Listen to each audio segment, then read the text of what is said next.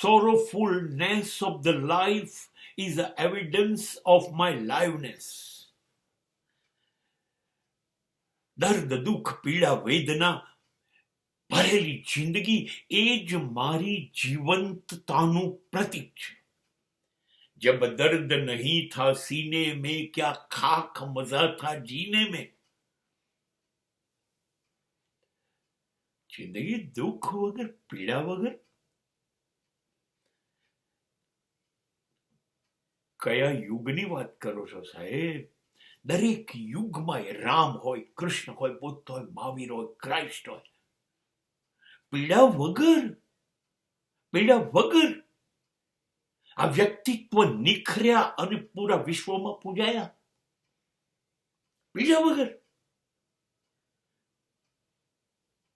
નહીં. આ લોકોએ જીવનભર પીડા ભોગવી છે. દર્દ તો અપના સાથી હૈ. દુઃખને ગળે લગાડ્યું, દુઃખની ફરિયાદ નથી કરી, અને દુઃખમાંથી પાર નીકળીને આ લોકો સોનાની ચમક ઝાંખી પડે ને એવા ચમક્યા. વર્ષો, યુગો સુધી લોકો ભૂલો નથી કરી. એને ભૂલવાની, એને ભૂલી નથી શકતી પ્રજા. દુઃખ ઉઠાવ્યું માટે એ તો આવશે જ, અને એ આવે છે એટલે જ મને જિંદગી છે એ ખબર પડે છે. ત્યારે મને જિંદગી સમજાય છે. પીડા મને સતત યાદ રાખે છે કે આ જિંદગી છે અને મારી જીવવાની છે, મારી જિંદગી છે, અને મને કાયમ પીડા મારી જોડે રહેશે એવો ભરોસો થઈ ગયો છે. એટલે હવે ડર નથી લાગતો. હવે તો ડર એ લાગે છે કે અરે આ સમય પસાર થઈ રહ્યો છે જેમાં મારી પર દુઃખ નથી, દર્દ નથી, પીડા નથી, વેદના નથી.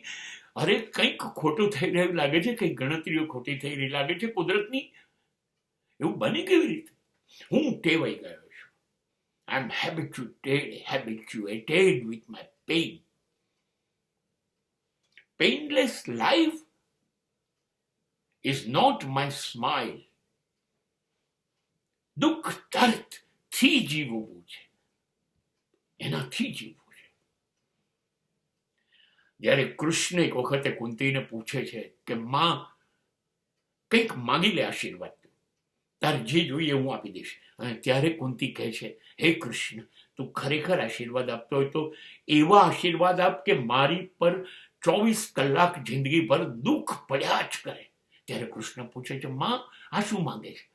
અને ત્યારે કુંતી કહે છે, હે કૃષ્ણ, દુઃખ સિવાય તો ઈશ્વરની યાદ આવતી નથી. સતત દુઃખ આપીશ તું મને, તો જ મને ઈશ્વરની યાદ સતત આવશે.